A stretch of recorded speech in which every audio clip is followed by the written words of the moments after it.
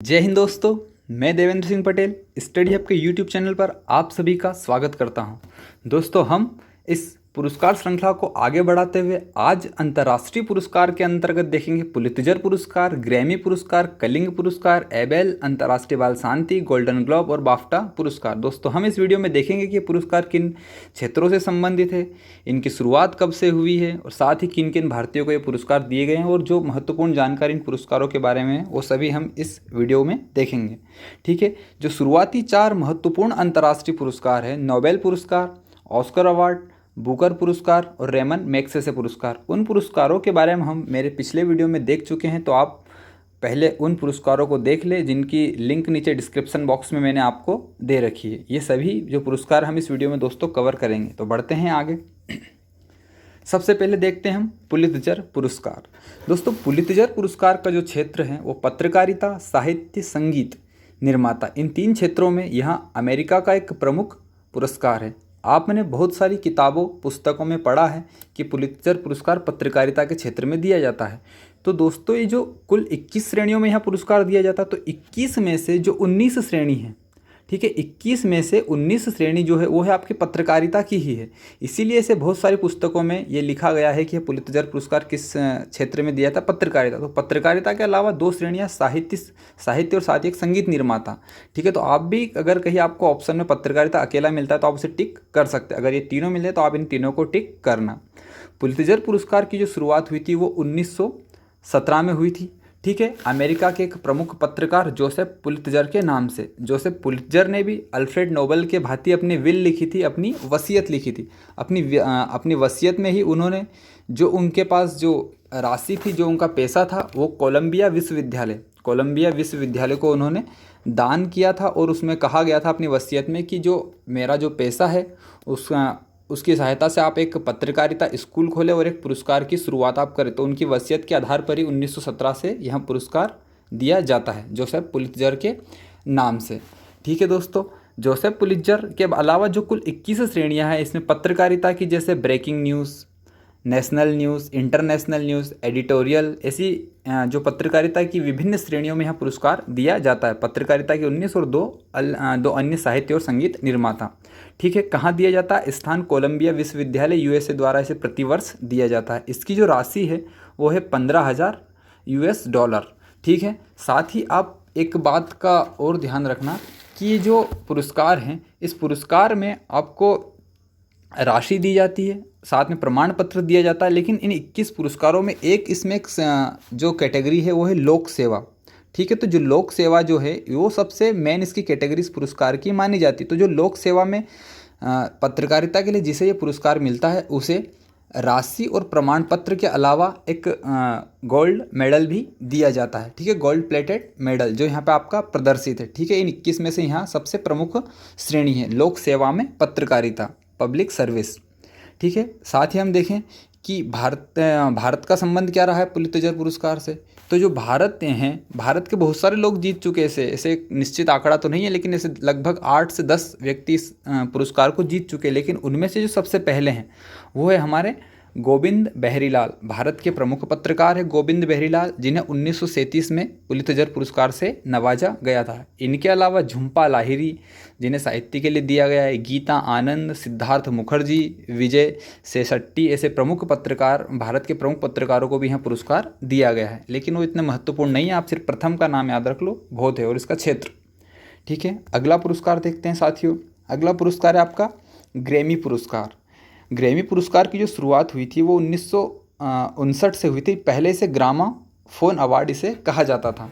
ठीक है, वर्तमान में इसका नाम छोटा कर दिया गया, उसे ग्रैमी पुरस्कार कहा जाता है। साथियों, ग्रैमी पुरस्कार जो है अमेरिका में जो मनोरंजन या एंटरटेनमेंट के क्षेत्र में जो 4 प्रमुख पुरस्कार है उसमें कौन कौन से हैं आपके? एक ऑस्कर पड़ता है आपका।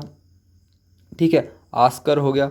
ऑस्कर के अलावा मैं बात करूं, आपका एक ऑस्कर पुरस्कार फिल्म जगत का हो गया, एक एमी पुरस्कार है जो कि टेलीविज़न जगत में दिया जाता है, और एक आपका टोनी पुरस्कार है जो कि थिएटर और ब्रॉडवे के क्षेत्र में दिया जाता है, और साथ ही चौथा है आपका ग्रैमी पुरस्कार। तो अमेरिका के मनोरंजन या इंटरटेनमेंट क्षेत्र के जो 4 प्रमुख पुरस्कार है उनमें ग्रैमी पुरस्कार का महत्वपूर्ण स्थान है, या कहेगी उन चारों में ये पुरस्कार भी आपका शामिल है। ग्रैमी पुरस्कार संगीत में अभूतपूर्व उपलब्धि के लिए दिया जाता है ना, संगीत क्षेत्र में दिया जाता है। इसकी शुरुआत 1959 से हुई थी।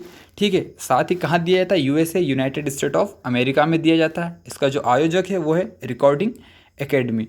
ठीक है दोस्तों, यहाँ जो ग्रैमी पुरस्कार है संगीत की विभिन्न कैटेगरियों में दिया जाता है, लेकिन उन कैटेगरियों में से जो 4 कैटेगरी है वो सबसे महत्वपूर्ण है आपकी। ठीक है, उन 4 कैटेगरियों के ही पुरस्कार सबसे ज़्यादा इंपॉर्टेंट है आपका। इसमें एक पड़ता है आपका एल्बम ऑफ द ईयर। ठीक है, album of the year, album of the year के साथ एक आपका रिकॉर्ड ऑफ द ईयर, जो गाना साल भर में रिकॉर्ड किया गया है। उसके अलावा मैं बात करूँ सॉन्ग ऑफ द ईयर। ठीक है, सॉन्ग ऑफ द ईयर के साथ साथ एक पड़ता है आपका बेस्ट न्यू आर्टिस्ट। ये जो 4 कैटेगरी है ये इस पुरस्कार की महत्वपूर्ण कैटेगरी है। ठीक है, इन्हें सबसे ज़्यादा मान सम्मान इन 4 कैटेगरियों में मिलता है। ठीक है, अगर हम बात करें आगे कि किन किन भारतीयों को मिला है, तो जो आपका ग्रैमी पुरस्कार है, ग्रैमी पुरस्कार सबसे पहले दिया गया था सितार वादक पंडित रविशंकर। ठीक है, भारत के प्रमुख सितार वादक हैं जिनका जन्म वाराणसी उत्तर प्रदेश में हुआ था। मृत्यु खैर इनकी यूएसए में हुई है, बाद में यूएसए ये चले जाते हैं। तो रविशंकर जी का जो मूल नाम था वो रविशंकर चौधरी था, लेकिन इनके जो प्रशंसक हैं इन्हें पंडित जी कहकर बुलाते थे और साथ ही सितार बजाते थे, इसीलिए ये सितार वादक भी कहलाते हैं। ठीक है दोस्तों, रविशंकर जी जो है इनका भारत में भारतीय शास्त्रीय संगीत में इनका अभूतपूर्व योगदान है, इसीलिए इन्हें 1999 में भारत रत्न भी दिया गया था। ठीक है, किन्हें? पंडित रविशंकर को। साथ ही जो रविशंकर के अलावा भी कुछ लोगों को ग्रैमी पुरस्कार मिला है। इन्हें 1968 में पहली बार मिला था, लेकिन 1973 में जो ग्रैमी पुरस्कार की जो 4 प्रमुख कैटेगरी है ना, उसमें से एक कैटेगरी थी एल्बम ऑफ द ईयर। तो 1973 में इन्हें द कंसर्ट ऑफ बांग्लादेश, एक इनका एल्बम था, उसके लिए एल्बम ऑफ द ईयर जो ग्रैमी पुरस्कार की सबसे मेन कैटेगरी है उससे भी इन्हें नवाजा गया था। लेकिन 1968 में इन्हें यह पुरस्कार पहले विभिन्न दूसरी कैटेगरी के लिए मिल चुका था। इनके अलावा भारत के प्रमुख संगीतकार और है, जैसे इनके ही शिष्य थे विश्व मोहन भट्ट, जुबिन मेहता, जाकिर हुसैन, AR रहमान, गुलजार, संदीप दास, ऐसे प्रमुख संगीतकारों को भी ग्रैमी पुरस्कार मिल चुका है। ठीक है, अगले पुरस्कार के बारे में हम देखें तो अगला पुरस्कार है आपका कलिंग पुरस्कार। कलिंग का नाम जैसे आता है हमारे ध्यान में आता है उड़ीसा या कलिंग का युद्ध। ठीक है, तो कलिंग पुरस्कार का जो क्षेत्र है वो विज्ञान को लोकप्रिय बनाने में दिया जाता है। इसकी शुरुआत 1952 से हुई थी। प्रदानकर्ता कौन है? यूएनओ की प्रमुख इकाई यूनेस्को। ठीक है, यूएनओ की एक प्रमुख संगठन है यूनेस्को, जिसका मुख्यालय कहाँ है? फ्रांस के पेरिस में। तो यूनेस्को द्वारा कलिंग पुरस्कार प्रतिवर्ष प्रदान किया जाता है। इसकी राशि है आपकी 10,000 पाउंड। 10,000 पाउंड के साथ कुल भारतीय विजेता कुछ 8 व्यक्तियों ने यह पुरस्कार जीता है, 8 भारतीयों ने। ठीक है, एक महत्वपूर्ण बात यह भी है कि कलिंग पुरस्कार के साथ बीजू पटनायक, जो कि उड़ीसा के पूर्व CM रह चुके हैं, बीजू पटनायक, उनका महत्वपूर्ण योगदान है। क्योंकि जब इस पुरस्कार की शुरुआत हुई थी तो जो शुरुआती राशि थी वो कलिंग फाउंडेशन है आपका, जिसका मुख्यालय भुवनेश्वर उड़ीसा में है। तो कलिंग फाउंडेशन के जो संस्थापक है बीजू पटनायक। ठीक है, बीजू पटनायक ने ही इसकी शुरुआती राशि दी थी, तो इसीलिए उनके फाउंडेशन के नाम के आधार पर ही इस पुरस्कार का नाम क्या रखा गया है? कलिंग पुरस्कार। पहले भारतीय विजेता जो थे वो थे जगजीत सिंह। वो गायक नहीं है, ये जगजीत सिंह है जो साइंस के क्षेत्र में लेखन का काम करते हैं, लेखक है जगजीत सिंह। ये ध्यान रखना कि पहले भारतीय के साथ साथ पहले एशियाई व्यक्ति भी है जिन्हें कलिंग पुरस्कार से नवाजा गया है। कुल 8 भारतीयों ने यह पुरस्कार जीता है। ठीक है, अगला पुरस्कार देखिए हम दोस्तों, तो अगला जो पुरस्कार है वो है आपका एबेल पुरस्कार। एबेल पुरस्कार गणित क्षेत्र में दिया जाता है। ठीक है, जब नोबेल पुरस्कार की स्थापना हुई थी तो नोबेल पुरस्कार के कारण स्वीडन का जो नाम है विश्व में बहुत ज़्यादा चर्चित हुआ। तो इसीलिए नोबेल के साथ साथ जो यूरोपीय देशों में एक होड़ सी हो गई पुरस्कारों को देने की। तो नोबेल पुरस्कार में गणित क्षेत्र छूट गया था, तो गणित क्षेत्र को कवर किसने कर लिया? स्वीडन के पड़ोसी देश नॉर्वे ने। तो नॉर्वे ने एक गणित के क्षेत्र में एबेल पुरस्कार की स्थापना कर दी, इसीलिए इसे गणित क्षेत्र का नोबेल पुरस्कार भी कहा जाता है।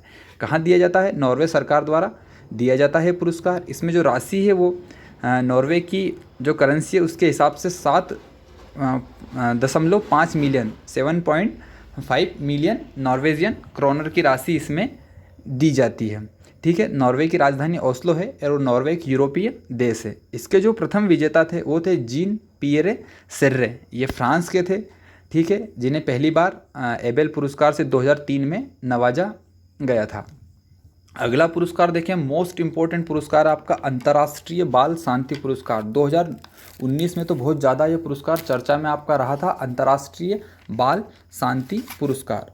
तो अंतर्राष्ट्रीय बाल शांति पुरस्कार का जो क्षेत्र है, बाल अधिकारों की वकालत में उत्कृष्ट योगदान, ठीक है, जो बच्चों के अधिकार होते हैं उनकी वकालत में जिसका उत्कृष्ट योगदान है उन्हें इस पुरस्कार से नवाजा जाता है, ठीक है। इसकी शुरुआत 2005 से हुई थी और मैंने कहा था ना कि यूरोपीय देशों में पुरस्कारों की एक होड़ लग गई थी, तो वैसे ही जो यूरोपीय देश था नीदरलैंड, उसने इस पुरस्कार की स्थापना करी और कहाँ दिया जाता है, नीदरलैंड की राजधानी एम्स्टर्डम में। इसकी जो राशि है वो 1 लाख यूरो है, या अगर कहूँ मैं डॉलर में, US डॉलर के हिसाब से $1,23,000, ठीक है। आपको नीदरलैंड में मिलता है, इसलिए यूरो में ही आपको उसकी राशि याद करना है। इसका जो आयोजक है वो है किड्स राइट्स फाउंडेशन, जो प्रतिवर्ष इस पुरस्कार का जो फंक्शन है वो आयोजित करता है और यही इन्हें प्रदान करता है, विजेताओं के नाम का चयन करता है। अब इसमें जो है प्रमुख प्राप्तकर्ता बहुत महत्वपूर्ण है। सबसे पहला मोस्ट इम्पोर्टेंट नाम है आपका नोसी जॉनसन, ठीक है। यह फोटो भी इनके सामने है। नोसी जॉनसन एक 12 वर्षीय बालक था जिसकी 12 वर्ष में ही मृत्यु हो जाती है HIV एड्स के कारण, ठीक है। 12 वर्ष की छोटी सी उम्र में HIV एड्स से पीड़ित बालक की मृत्यु हो जाती है। लेकिन इनकी मृत्यु से पहले जो ये नोसी जॉनसन है, दक्षिण अफ्रीका के, 2005 में पहली बार पुरस्कृत किया गया था। तो नोसी जॉनसन अपनी मृत्यु से पहले HIV एड्स के लिए लोगों को बहुत जागरूक करते, तो उनको इस क्षेत्र में योगदान के लिए यह पुरस्कार 2005 में सबसे पहले दिया गया था। खैर, इस बालक की 12 वर्ष में मृत्यु HIV एड्स के कारण हो गई थी, ठीक है। बाद में हम आगे बात करें अगले पुरस्कार की, तो अगला पुरस्कार 2006 में भारत के ओम प्रकाश गुर्जर, राजस्थान के रहने वाले हैं ये ओम प्रकाश गुर्जर, जिन्हें 2006 में अंतर्राष्ट्रीय बाल शांति पुरस्कार दिया गया था। ओम प्रकाश गुर्जर जी जो है ये बाल अधिकार कार्यकर्ता है, जो खुद अपने बचपन में अवैध बाल श्रम के शिकार हुए थे। तभी से इन्होंने ठान ली थी कि बच्चों को बलात् श्रम और अवैध बाल श्रम से बचाना है। इनका एक फाउंडेशन है, पाठशाला फाउंडेशन। ये अपने 2 अन्य दोस्तों के साथ, जो गरीब बच्चे हैं, ठीक है, जो बाल जिनसे अवैध काम करवाया जाता, तो उनके लिए एक फाउंडेशन, इनका पाठशाला फाउंडेशन, जिनमें पढ़ना लिखना ये फ्री में सिखाते हैं, साथ ही गणित की शिक्षा भी ये देते हैं। ओम प्रकाश गुर्जर राजस्थान के ये रहने वाले हैं, ठीक है। 2006 में पहले व एकमात्र भारतीय हैं जिन्हें पुरस्कार मिला है। अगली अगर हम बात करें 2019 में, ये 2 महत्वपूर्ण शख्सियतें, पहली थी ग्रेटा थनबर्ग, आपने सभी ने नाम सुना होगा, स्वीडन की है, पर्यावरण कार्यकर्ता है, जिन्होंने जलवायु परिवर्तन के खिलाफ अभी स्वीडन में आवाज़ उठाई थी, लेकिन थोड़े दिनों में ही ये विश्व में चर्चित हो गई थी। ग्रेटा थनबर्ग मात्र 16 वर्ष की उम्र में इन्हें इस पुरस्कार से नवाजा गया 2019 में, ठीक है। इनकी बोलने की स्किल बहुत शानदार है और इन्हें 2019 में जो अमेरिका की प्रमुख मैगजीन है टाइम, ठीक है, जो time person of the year 2019 में time person of the year भी ग्रेटा थनबर्ग को बनाया गया था टाइम मैगजीन ने। इन्हीं के साथ, ग्रेटा थनबर्ग के साथ एक और थी डिवीना मलोम, जो कि कैमरून की है। दोस्तों, कैमरून एक अफ्रीकी महाद्वीप का देश है जिसकी राजधानी याओंदे है और अफ्रीकी महाद्वीप के मध्य में ये पड़ता है। तो जो डिवीना मलोम है, ये जो बच्चों को हिंसक गतिविधियों से बचाती है और उनके शांति के क्षेत्र मतलब बच्चों के लिए शांति के क्षेत्र में ये काम करती है। तो 2019 में दोनों को दिया गया है, 2020 में अभी किसी को ये नहीं दिया गया। जब मिलेगा तब मैं आपको एक करंट का वीडियो बना के सबका जो पूरी लिस्ट है वो आपको मैं बता दूंगा, ठीक है। अगला पुरस्कार दोस्तों हम देखते हैं गोल्डन ग्लोब अवार्ड। तो गोल्डन ग्लोब अवार्ड कोई इतना महत्वपूर्ण नहीं है, लेकिन फिर भी आप बहुत सारी मैगजीन में देखते रहते हैं पुरस्कारों के बारे में कि जो करंट की मैगजीन आती है, golden globe, BAFTA award, Oscar award. तो इसीलिए मैंने थोड़ा सा कवर कर दिया है इस वीडियो में कि गोल्डन ग्लोब अवार्ड जो है फिल्म और टेलीविजन क्षेत्र में उत्कृष्ट योगदान हेतु इसकी शुरुआत 1944 से हुई थी और कहाँ है, यूएसए के लिए ही ज़्यादा महत्वपूर्ण है। तो आप इसका क्षेत्र याद रख लेना बस, और किस देश में ये दिया जाता है, क्योंकि ऑस्कर पुरस्कार की जो शुरुआत हुई थी उसके बाद पुरस्कारों की स्थापना की एक तरह से झड़ी लग गई थी, ठीक है। गोल्डन ग्लोब पुरस्कार के बाद में अगर हम अगला पुरस्कार देखें तो अगला पुरस्कार है आपका बाफ्टा पुरस्कार। तो दोस्तों, बाफ्टा पुरस्कार जो है ये फिल्म क्षेत्र में उत्कृष्ट योगदान, ठीक है, ब्रिटिश फिल्मों का ब्रिटेन और अंतर्राष्ट्रीय योगदान, ठीक है। विशेषतः ये ब्रिटेन की फिल्मों के लिए है। इसकी शुरुआत 1949 से हुई थी। कहाँ दिया था, यूनाइटेड किंगडम में ये पुरस्कार दिया जाता है। बाफ्टा का जो फुल फॉर्म है the British academy of film and television, ठीक है दोस्तों। तो आज हमने इस जो हमारा वीडियो था इसमें इन प्रमुख 7 पुरस्कारों के बारे में देखा है।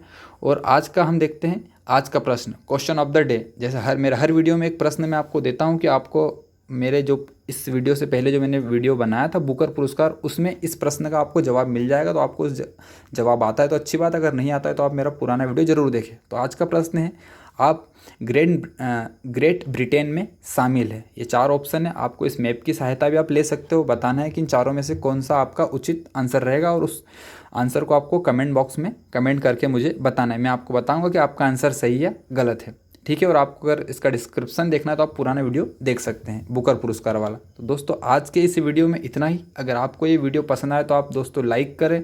आगे भी आपको अगर ऐसे ही वीडियो प्राप्त करना है तो चैनल को सब्सक्राइब और बेल आइकन पर क्लिक करना ना भूलें। आज के लिए इतना ही दोस्तों, जय हिंद।